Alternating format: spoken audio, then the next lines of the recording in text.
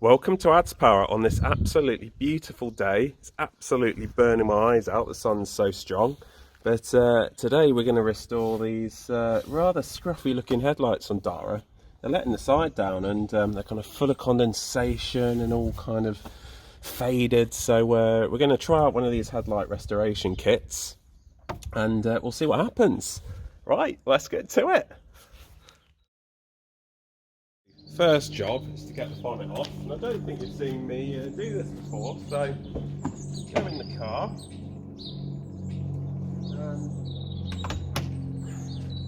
and open the bonnet flap. There we go. And there's two little clips, kind of rotary clips. Just pull them out.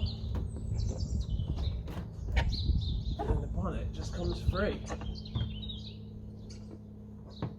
So you need to make sure you don't scratch the paintwork whilst you're doing this. So slowly does it, and ever so light. So I'm just going to put this out of shot.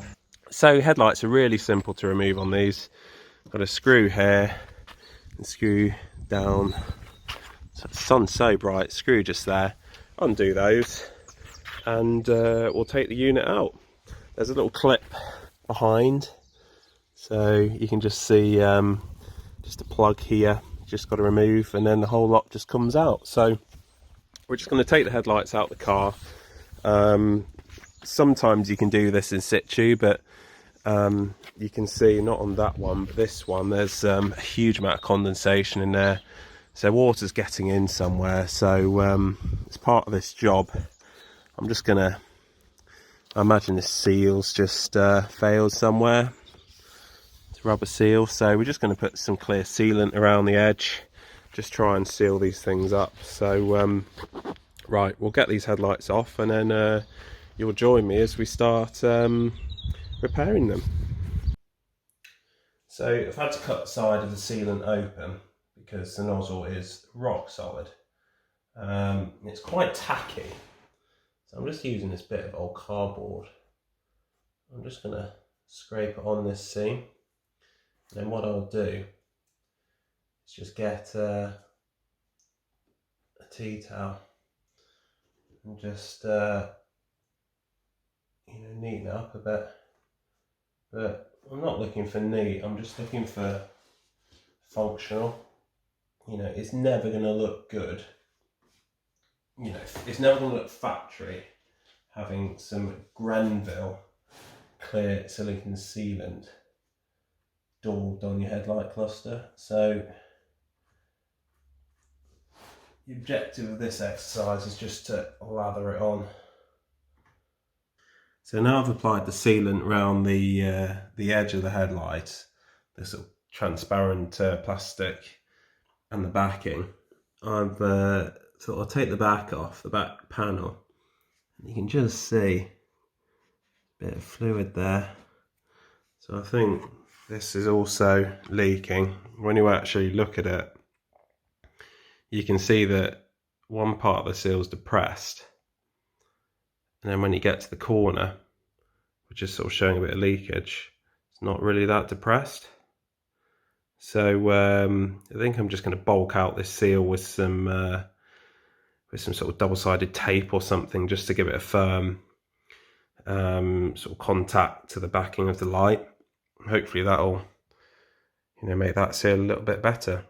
And what I've bought for the restoration is this turtle wax headlight lens restorer, and I picked it because it was the cheapest one on Amazon on Prime. I think it was £10. But looking at a couple of YouTube videos, it seems to be pretty good. You get sort of some gloves,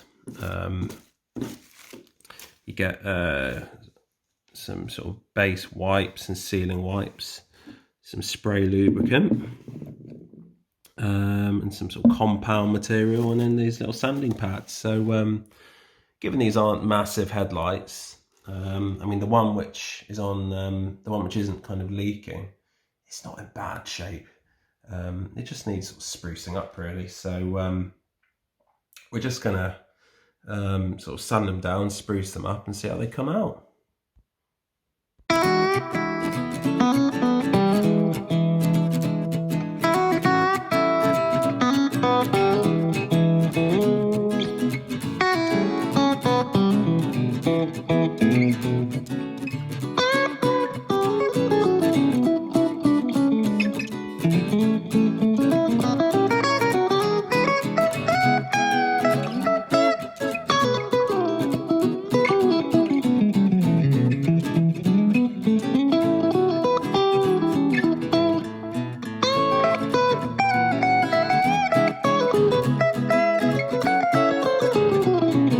So here's the end result, guys. Not too bad, really. There's like a sort of wipe you put on the lights at the end. It's like a lens sealing wipe, and it really kind of brings them up.